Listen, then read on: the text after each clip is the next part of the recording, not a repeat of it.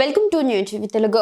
టాలీవుడ్, బాలీవుడ్ లో వరుస ప్రాజెక్టులతో దూసుకుపోతున్న నటి జాన్వీ కపూర్ తన టీనేజ్ రోజుల్లో ఎదురైన ఒక చేదు అనుభవాన్ని పంచుకున్నారు. ఇటీవల ఒక ఇంటర్వ్యూలో మాట్లాడిన జాన్వీ టెక్నాలజీ దుర్వినియోగం వల్ల తాను ఎదుర్కొన్న మానసిక వేదన బయటపెట్టారు.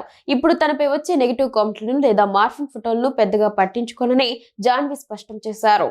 స్కూల్ రోజుల్లో జాన్వీకి కేవలం 15 ఏళ్లు ఉన్నప్పుడు ఆమె ఫోటోను సాంకేతికతతో అసభ్యకరంగా మార్చి ఒక అశ్లీల వెబ్సైట్లో అప్లోడ్ చేశారు.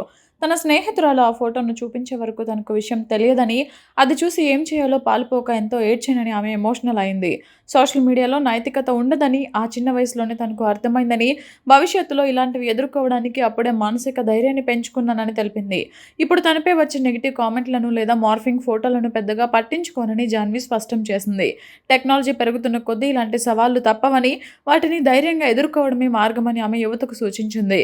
కెరీర్ విషయానికి వస్తే దేవరా చిత్రంతో తెలుగు ప్రేక్షకులకు చేరువైన జాన్వీ ప్రస్తుతం రామ్ చరణ్ సరసన పెద్ద సినిమాలో నటిస్తోంది. వీటితో పాటు మరికొన్ని క్రేజీ ప్రాజెక్టులతో ఆమె బిజీగా ఉంది.